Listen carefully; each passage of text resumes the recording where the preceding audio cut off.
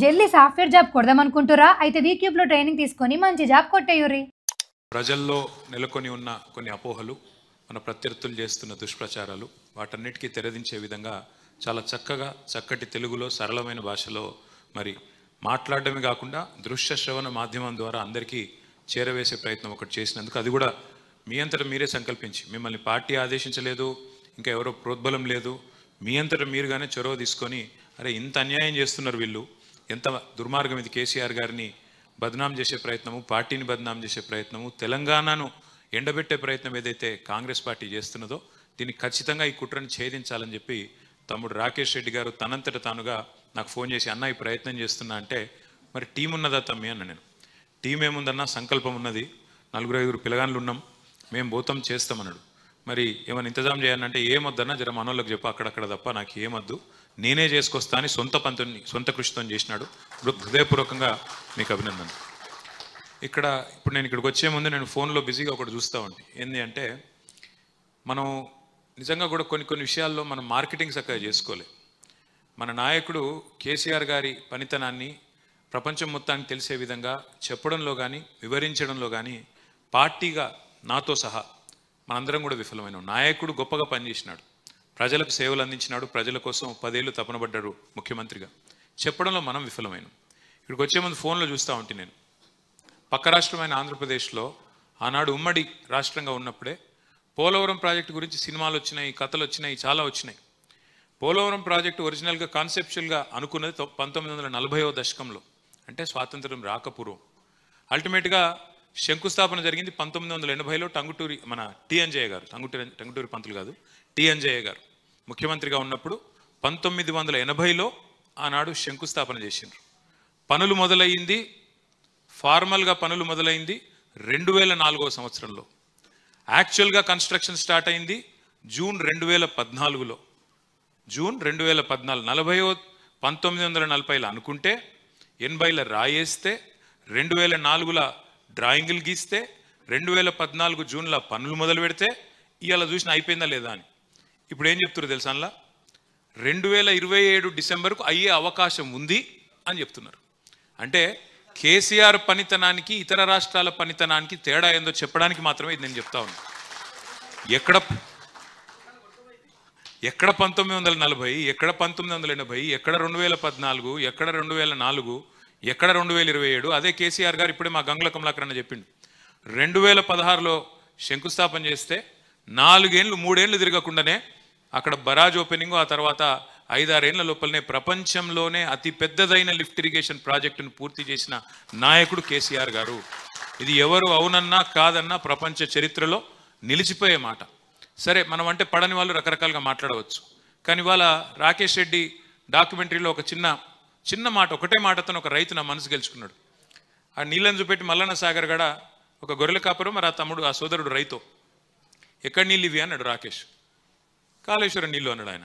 కాళేశ్వరం నీళ్ళేనా అంటే కాకెక్కడి, అది కాకపోతే ఎక్కడి, మరి ఒకటే మాట, కాకపోతే ఎక్కడి అంటే చిన్న మాట ఇది, కానీ అందులో ఎంత లోతైన అర్థం ఉందో దాన్ని బట్టి మనం చెప్పుకోవచ్చు. వాళ్ళ కాంగ్రెస్ వాడు ఏం చెప్పినా, బీజేపీ ఆయన ఏం చెప్పినా వాస్తవాలుగానే ఉంటాయి. ఇక్కడ ఒక్క అడుగు వెనకకేసి మీకు ఒక 2 విషయాలు, అంటే ఇక్కడ కూర్చున్న వాళ్ళందరూ పెద్దలు, మీకు విఘ్నులు, మీకు తెలుసు, మీడియా మిత్రులకు కూడా తెలుసు, కానీ తెలియని వాళ్ళ కోసం, ముఖ్యంగా టీవీల్లో కానీ పత్రికల్లో కానీ చూసేటోళ్ళ కోసం కానీ ఒక్క మాట మాత్రం మనం గుర్తు చేసుకోవాలి. ఎందుకు తెలంగాణకు కేసీఆర్ గారు వచ్చేదాకా నీళ్లు రాలేదు? ఎందుకు తెలంగాణ రైతులకు కన్నీళ్ళే వచ్చినాయి కేసీఆర్ వచ్చేదాకా, తెలంగాణ వచ్చేదాకా నీళ్ళెన్నడూ ఎందుకు మన బిల్లకు రాలేదు, మన పొలాలకు రాలేదు? ఇప్పుడే సురేష్ రెడ్డి గారు చెప్పినారు, పోచంపాడు కడితే చివరికి దాని కింద మొట్టమొదటి నియోజకవర్గం ఆర్మూరులోకే చివరి దాకా నీళ్లు రాని పరిస్థితి. అంటే డ్యామ్ కింద ఉండే మొదటి నియోజకవర్గానికే చివరి దాకా, చివరి తడికి నీళ్లు రాకపోతే, చివరి మడికి నీళ్లు రాకపోతే, ఫస్ట్ డిస్ట్రిబ్యూటర్కే నీళ్లు రాకపోతే లాస్ట్ డిస్ట్రిబ్యూటర్కి 380 కిలోమీటర్ల అవతల ఎక్కడికి వెళ్ళి వస్తాయి? అంటే 71వ డిస్ట్రిబ్యూటర్కి నీళ్ళు ఎక్కడికి వెళ్ళి వస్తాయి? అంటే దీపం కిందనే చీకటి ఎక్కువ ఉంటుంది అన్నట్టు పోచంపాడు కిందనే ఆరుమూరుకు బాల్కొండకు నీళ్లు దిక్కులేవు. ఎందుకు ఈ పరిస్థితిని ఆలోచిస్తే తెలంగాణ జియోగ్రఫీ మనం ఒక్కసారి అర్థం చేసుకోవాలి. కేసీఆర్ గారు ఎప్పుడు మా క్యాబినెట్ సమావేశాల్లో, మాకు పార్టీ అంతర్గత సమావేశాల్లో చెప్తూ ఉంటారు, అందరూ పెన్ను పేపర్ పట్టుకుండా రాసుకోండి అంటాడు, చిన్నపిల్లలకి చెప్పినట్టు. అప్పుడప్పుడు మాకు కూడా విసుగొచ్చేది, ఏం సార్ మనం మరి బడిపంతులు లెక్క బడిల పిల్లలకు చెప్పినట్టు ఏంది ఇదే. కానీ కొన్ని విషయాలు ఒకటికి 2 సార్లు 12 సార్లు రాస్తే గుర్తుపెట్టుకుంటే మనకు రుబ్బితేనే ఎక్కుతాయి. అట్లాగే ఒక్క మాట, తెలంగాణకు ఎందుకు నీళ్లు రాలేదు, ఎందుకు ఇవ్వలేకపోయినారు అంటే, సరే ఒకటేమో వివక్ష, ఇవ్వకూడదు అనే ఒక ఎజెండా, కిందికి నీళ్లు తీసుకొని పోవాలనే ఎజెండా ఒకటైతే, రెండవది మన తెలంగాణ యొక్క భౌగోళిక పరిస్థితి. ఇవాళ తెలంగాణను భౌగోళికంగా చూస్తే ఇట్లా ఒక గుడిసెలాగా తెలంగాణ ఉంటుంది, ఒక గుడిసె షేప్లో తెలంగాణ ఉంటుంది. ఈ గుడిసెకు ఒకవైపు నుంచి ఒరుసు నుంచి కింది నుంచి కృష్ణ పోతుంది, ఇంకో వైపు నుంచి గోదావరి పోతుంది. కృష్ణానది 110-120 మీటర్ల మీద, సముద్రానికి 110-120 మీటర్ల మీదకి వెళ్ళి కృష్ణానది పారకం ఉంటుంది మన తెలంగాణ మొత్తంగా చూస్తే. గోదావరి 80-90-100 మీటర్ల మీద గోదావరి. అంటే ఇట్లా గుడిసెలాగా తెలంగాణ ఉంటే ఒక ఒరుసుకెళ్ళి కృష్ణ, ఇంకో ఒరుసుకెళ్ళి గోదావరి, 2 పోతాయి. అయితే ఇక్కడ హైదరాబాద్ ఇప్పుడు ఎక్కడైతే మనం కూర్చొని ఉన్నామో ఇది 535 మీటర్ల మీద ఉంటుంది. అంటే 80 మీటర్ల కాడ మేడిగడ్డ ఉంటే హైదరాబాదు 535 మీటర్ల మీద ఉంటే మరి నీళ్ళు ఎట్లా దేవాలి? హైదరాబాద్కైనా మార్గ మధ్యంలో ఉండే వివిధ జిల్లాలకైనా ఏ ప్రాంతానికైనా నీళ్ళు ఎట్లా దేవాలి? ఎట్లా దేవాలంటే ఒకటే మార్గం. ఒక రైతు ఇవాళ తెలంగాణ రాకముందు, కేసీఆర్ గారు ముఖ్యమంత్రి కాకముందు తన పొలంలోకి నీళ్లు తెచ్చుకోవాలి అంటే, ఎందుకంటే కాంగ్రెస్ వాళ్ళు ఎన్నడూ పెద్దగా ఈ విషయంలో, ఈ రంగంలో, సాగునీటి రంగంలో పెద్దగా పని చేయలేదు. ఎప్పుడో కాకతీయులు కట్టిన చెరువులు, ఆసఫ్ జాహీలు ఆనాడు వాళ్ళు కట్టిన కొన్ని చెరువులు తప్ప, మరి నిజాం సాగర్ లాంటి ప్రాజెక్టులు తప్ప ఉమ్మడి ఆంధ్రప్రదేశ్లో పెద్దగా మనకు మైనర్లో కానీ మేజర్లో, జాహీలు ఆనాడు వాళ్ళు కట్టిన కొన్ని చెరువులు తప్ప, మరి నిజాం సాగర్ లాంటి ప్రాజెక్టులు తప్ప ఉమ్మడి ఆంధ్రప్రదేశ్లో పెద్దగా మనకు మైనర్లో కానీ మేజర్లో కానీ పని జరగలేదు. అందుకే రైతులు ఏం చేసినారు? బోర్ల మీద బోర్లేసి, ఒకటే ఒక మూషంపల్లి అనే ఊరిలో ఒక రైతు రామరెడ్డి గారు 57 బోర్లు వేసిన పరిస్థితి. బోర్లు ఎందుకు వేస్తారు? కింద ఉన్న భూగర్భంలో ఉన్న నీళ్లను పైకి లాగడానికి, నీళ్లు లాగి తమ పంటను సాగు చేసుకోవడానికి. ఎట్లయితే ఒక రైతు బోరేసి కిందికి వెళ్ళి నీళ్లు పైకి లాగుతాడో, 100 మీటర్లు లేదా 100 ఫీట్లు, 200 ఫీట్లు, 800 ఫీట్లు పైకి గుంచుతారో, అట్లాగే కేసీఆర్ గారు కూడా 80 మీటర్ల మీద ఉన్న గోదావరి నదిని, ఎక్కడైతే కాళేశ్వరం దగ్గర నీళ్ళు ఎక్కడైతే ఉన్నాయో వాటిని ఒడిసి పట్టి ఒక్కొక్క రోజు 1 కాదు 2 కాదు 3 టీఎంసీల నీళ్లు. 3 టీఎంసీలు అంటే మీ అందరికీ అందాజ కోసం చెప్తున్నా. మీరందరూ ట్యాంక్ బండ్ చూసే ఉంటారు, హుసేన్ సాగర్ చూసే ఉంటారు. Hussain Sagar capacity 1 TMC. అంటే రోజుకు 3 హుసేన్ సాగర్ల నీళ్లను మేడిగడ్డ కాడ పట్టుకొని హైదరాబాద్ దాకా తీసుకొచ్చే బృహత్తరమైన ప్రాజెక్టే కాళేశ్వరము. ఆ మార్గ మధ్యంలో తమ్ముడు చెప్పినట్టు 15 గొలుసు కట్టు రిజర్వాయర్లు, 1 కాదు 2 కాదు 15 గొలుసు కట్టు రిజర్వాయర్లు. అందులో ఒక్కొక్కటిగా చెప్తూ వస్తే 15 రిజర్వాయర్లు, 19 సబ్స్టేషన్లు, 21 పంప్ హౌజులు, అట్లాగే 100 కిలోమీటర్ల సొరంగ మార్గాలు, 1000 కిలోమీటర్ల ప్రవాహ కాలువలు, వాటి సమాహారమే కాళేశ్వరం. 3 బ్యారేజీలు మాత్రమే కాదు, ఇవన్నిటి సమాహారం కాళేశ్వరం.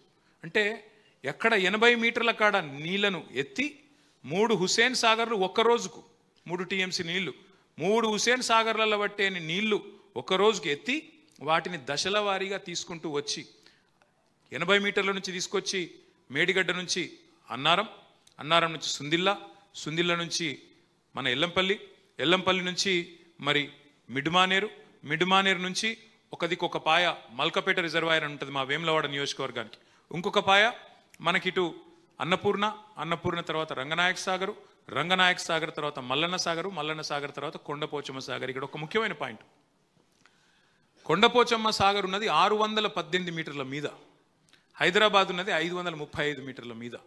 అంటే హైదరాబాద్ నెత్తి మీద ఒక కుండ పెట్టినట్టే.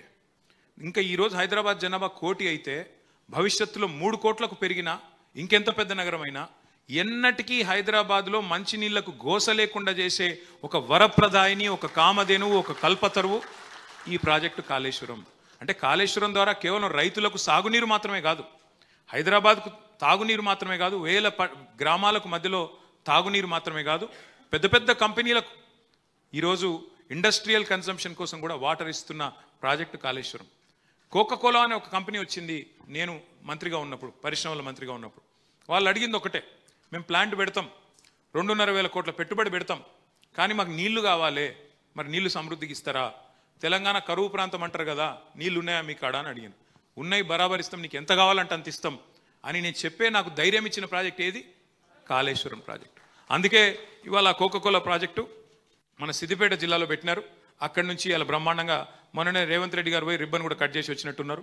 పోయి మనం తెచ్చిన ప్రాజెక్టులన్నిటికీ రిబ్బన్లు కట్ చేయడం తప్ప, మనం వేసిన ఫ్లైఓవర్లకు సున్నాలు పూసుడు తప్ప చేసింది అయితే కొత్తగా ఒక్క పని కూడా లేదు వాస్తవానికి. ఇంకొక మాట దయచేసి మనందరం కూడా గుర్తుపెట్టుకోవాల్సింది, ఇవాళ కాంగ్రెస్ చేస్తున్న దుష్ప్రచారం కాళేశ్వరాన్ని కూలేశ్వరం అని. 100 భాగాలు ఉన్న ఒక ప్రాజెక్టులో ఒక్క బ్యారేజీలో ఆ బ్యారేజీలో ఉండే 85 పిల్లర్లలో 2 పిల్లర్లు కుంగితే పడిపోలేదు, కుంగినే అంతే. కుంగితే కొట్టుకపోయింది, కాళేశ్వరం కూలేశ్వరం అయిపోయింది అని చిల్లర మాటలు మాట్లాడేటోళ్లకు మనం గుర్తు చేయాల్సింది ఒకటే, ఎంత నోటికి హద్దు అదుపు లేకుండా 1,00,000 కోట్లు కొట్టుకుపోయినాయి అంటాడు ఒక ఆయన ముఖ్యమంత్రి గారు. కానీ ముఖ్యమంత్రి గారు మామగారు చెప్తున్నారు, పిల్లనిచ్చిన మామ పద్మారెడ్డి గారు, అయ్యా 93,760 కోట్లు ఖర్చయిన ప్రాజెక్టులో ఇన్ని భాగాలుంటే మీరు దాన్ని 1,00,000 కోట్ల కుంభకోణం అంటే ఇది రాజకీయపరమైన ఆరోపణ కాకపోతే మరేంది అంటే కూడా స్పందన రాదు. వాస్తవం ఏంది, ఆ 3 బ్యారేజీలు, వాటితో పాటు 15 రిజర్వాయర్లు, వాటితో పాటు 19 మన సబ్స్టేషన్లు, 21 పంప్ హౌజులు, ఇన్ని కాలువలు, ఇన్ని సొరంగ మార్గాలు, వీటన్నిటికీ కలిపి అయిన ఖర్చు, భూసేకరణతో సహా అన్నిటికైన ఖర్చు 93,769 కోట్లు. ఇంత పెద్ద ప్రాజెక్టుకు, ఇంత పెద్ద కార్యక్రమానికి. అందులో ఒక మేడిగడ్డ బరాజుకైన ఖర్చు, బరాజులోని భూసేకరణకు, దాని నిర్మాణానికి అంతా అయిన ఖర్చు 4,000 కోట్లు. ఆ 4,000 కోట్లలో సిమెంట్ స్ట్రక్చర్ ఏదైతే ఉన్నదో బ్యారేజ్ రూపంలో దానికైన ఖర్చు కేవలం 1,500 కోట్లు. 2 పిల్లర్లు కుంగినాయి అంటే ఎన్డిఎస్ఏ రిపోర్ట్లో కూడా వాళ్ళు ఒకటే చెప్పినారు, 7th బ్లాక్ని 7వ బ్లాక్ని పునరుద్ధరించండి అన్నారు. దాని పునరుద్ధరణకు అయ్యే ఖర్చు ఎంత అయితే 250-300 కోట్లు. అది కూడా ఆ సంస్థ పెట్టుకోవడానికి రెడీగా ఉంది. ఎల్ఎన్టీ అనే సంస్థ కాంట్రాక్చువల్ ఆబ్లిగేషన్ కాబట్టి మేమే పెట్టుకుంటాం అంటున్నది. అంటే రూపాయి భారం కూడా ప్రజల మీద పడలేదు, ఎక్కడ రూపాయి కూడా ప్రజాధనం వృధా కాలేదు. కానీ 3 కోట్ల ప్రజాధనం వృధా చేసి ఒక కమిషన్ వేసి కొండందవి ఎల్కన్ పట్టినట్టు ఏం పట్టిరాయా అంటే అని ఏం లేదు. అసెంబ్లీలో పెట్టిన మన హరీష్ రావు గారు చీల్చి చెండాడితే ఆన్సర్ కూడా లేదు గవర్నమెంట్ దగ్గర. పాప మధ్యలో మా ఉత్తమ్ కుమార్ రెడ్డి లేచి ఆవేశపడి ఇట్లా డామ్ డూమ్ డీమ్ డామ్ అని ఒర్రుడు తప్ప కనీసం ఒక్క ప్రశ్నకు సమాధానం లేదు. సరే హరీష్ రావు గారు మాట్లాడినారు, బాగా మాట్లాడినారు, ఓకే. అక్బరుద్దీన్ ఓవైసీ గారు లేచి 4 ప్రశ్నలు అడిగినాడు. ఏమయ్యా మీరు కొట్టుకపోతుంది అన్నారు కాళేశ్వరం, మరి అక్కడేమో రోజుకు 100 టీఎంసీల నీళ్లు పోతున్నాయి, 120 టీఎంసీల నీళ్లు పోతున్నాయి, 12 లక్షల క్యూసెక్లు నీళ్లు పోతున్నాయి, మరి మజ్బూత్ ఉంది కదా, కొట్టుకపోలేదు కదా, ఎందుకు బదనాం చేస్తున్నారయ్యా అంటే సమాధానం లేదు. 22 నెలలు అయింది, ఎందుకు రిపేర్ చేస్తలేవు? నీ ఇల్లు కట్టుకున్నాక ఇంటికి 3 ఏళ్ల తర్వాత ఒక చిన్న ఎక్కనో చిన్న క్రాకో చిన్న పొక్కనో పడితే దాన్ని రిపేర్ చేసుకుంటావా లేదా? 22 నెలలు అయింది, ఎందుకు రిపేర్ చేయలేదయ్యా అని ఓవైసీ గారు అడిగితే సమాధానం రాదు. అట్లాగే ఆయన ఇంకొక ముఖ్యమైన ప్రశ్న అడిగిండు, మీరు మరి గోదావరి నీళ్ళు హైదరాబాద్ తెస్తామంటారు కదా, మరి కాళేశ్వరం కూలిపోయింది అంటున్నావు కదా, ఏడికెళ్ళి తెస్తావు నీళ్లు కాళేశ్వరం నీళ్లు కాకపోతే అని అడిగితే గుడ్లు తేలేసిండు ముఖ్యమంత్రి తప్ప ఆయనకి సమాధానం చెప్పే సత్తా కూడా లేదు. వాళ్ళ వాస్తవం ఏంది, అదే కాళేశ్వరం నీళ్లను మల్లన్న సాగర్ ద్వారా అటు గంధమల్ల తీసుకుపోతా ఉన్నారు. ఇంకొక వైపు హైదరాబాద్కి ఆనాడు మన ప్రభుత్వం ఉన్నప్పుడే 2023 జూలైలో అనుకుంటా మనమే జీవో ఇచ్చినాం, కేబినెట్ తీర్మానం చేసినాం. కొండపోచమ్మ సాగర్ నుండి 1,100 కోట్ల రూపాయలతో గండిపేటకు నీళ్లు తీసుకొచ్చే ప్రాజెక్టుకు మచ్చజెండా ఊపిందే కేసీఆర్ గారు. ఇవాళ ఈ ముఖ్యమంత్రి గారు 1,100 కోట్లతో అయిపోయేదానికి ఇవాళ 7,400 కోట్లకు అంచనాలు పెంచి మరి ఎవరి కోసమో డబ్బుల కోసమో మూటల కోసమో ఢిల్లీకి ముడుపుల కోసమో ఇవాళ ప్రాజెక్టు నిర్మాణాన్ని 7 పెంచి మోసం చేస్తున్నాడు, ప్రజల దొమ్మును కొల్లగొడుతున్నాడు, ప్రజల సొమ్మును కొల్లగొడుతున్నాడు ఈ ముఖ్యమంత్రి గారు. ఎవరు ఏమనుకున్నా ఇంతకంటే ఎక్కువ నేను చెప్పాను, ఎందుకంటే చాలామంది పెద్దలు మాట్లాడినారు. ఎవరు ఏమనుకున్నా 2 సత్యాలు చరిత్రలో లిఖించబడతాయి. కేసీఆర్ అనే 3 అక్షరాల తాత్పర్యం భవిష్యత్తులో పిల్లలు యాద పెట్టుకుంటారు. కే అంటే కాలువలు, సి అంటే చెరువులు, ఆర్ అంటే రిజర్వాయర్లు అనే విధంగా భవిష్యత్తులో తెలంగాణలోని ప్రతి బిడ్డ గుర్తుపెట్టుకుంటాడు. 2వ మాట కూడా నేను చెప్తా ఉన్నాను, ఇది గుర్తుపెట్టుకోండి. ఇవాళ మనందరి ఎఫర్ట్ కానీ మనందరి తాపత్రయం ఒకటే కావాలి. కాళేశ్వరం కామధేనువు, కాళేశ్వరం కల్పతరువు తెలంగాణకు అనేది అందరికీ తెలుసు.